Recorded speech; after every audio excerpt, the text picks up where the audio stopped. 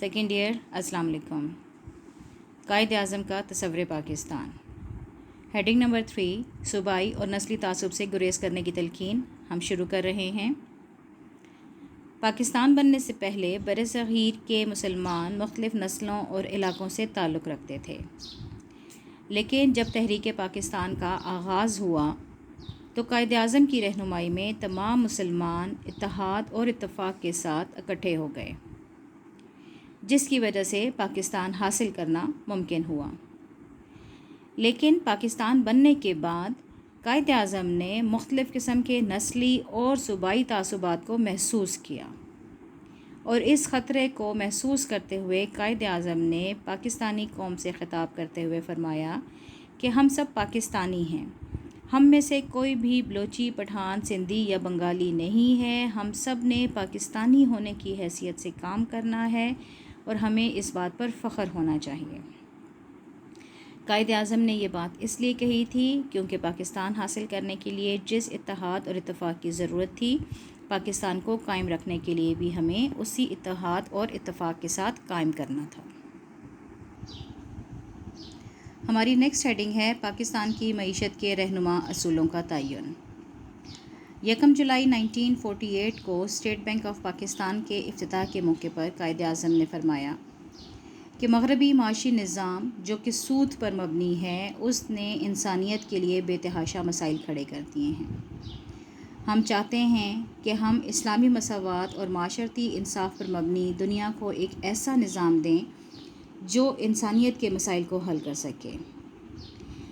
جس وقت پاکستان بنا تھا تو پاکستان کو بے تحاشا مالی مسائل کا سامنا تھا۔ ایک طرف پاکستان کو اپنے جائز اثاثوں سے محروم رکھا گیا تھا، اور دوسری طرف پاکستان کے اوپر بے تحاشا مسائل کا انبار ڈال دیا گیا تھا، اور پاکستان کے پاس وہ وسائل نہیں تھے جن کی وجہ سے تمام مسائل کو حل کیا جا سکے۔ مگر پاکستان کی حکومت نے قائد اعظم کی رہنمائی میں اور پاکستانی عوام کی ہمت اور کوششوں کے ساتھ ان تمام مسائل کو حل کر کے تمام مغربی مبصرین اور تمام ہندوؤں کے دعووں کو غلط ثابت کر دیا۔ خارجہ پالیسی کے رہنما اصولوں کے تعین کے وقت قائد اعظم نے فرمایا کہ ہم چاہتے ہیں کہ دنیا کے تمام ممالک کے ساتھ دوستانہ تعلقات قائم کریں۔ ہم دنیا میں کسی بھی ملک کے ساتھ جنگ نہیں چاہتے، صرف اور صرف انصاف اور دیانتداری کے اصولوں کے ساتھ تعلقات چاہتے ہیں، امن اور بھائی چارہ چاہتے ہیں، اور چاہتے ہیں کہ نہ دنیا میں کوئی ملک ہمارے اوپر ظلم کرے اور نہ ہم کسی کے اوپر ظلم کریں، اور ہم اقوام متحدہ کے اصولوں کے مطابق اپنی زندگی گزارنا چاہتے ہیں۔ قائد اعظم نے جو خارجہ پالیسی کے اصول بیان کیے تھے، اس کے مطابق انہوں نے یہ بات واضح کر دی تھی کہ پاکستان امن اور انصاف کے مطابق زندگی گزارنا چاہتا ہے، اور دنیا کے دیگر ممالک سے بھی یہی خواہش رکھتا ہے۔ طلباء کو حصول تعلیم کی طرف تلقین کے لیے قائد اعظم نے نوجوان نسل کی ان کوششوں کی تعریف کی تھی جو حصول پاکستان کے لیے قائد اعظم کے ساتھ نوجوان نسل نے کی تھی۔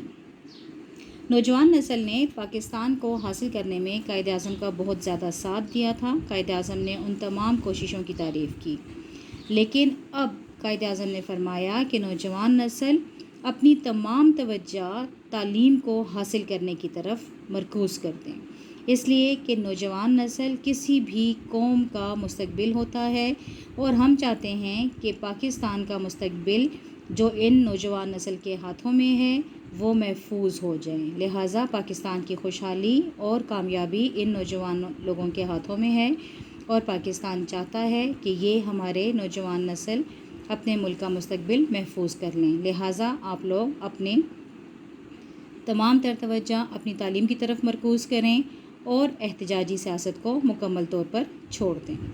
شکریہ۔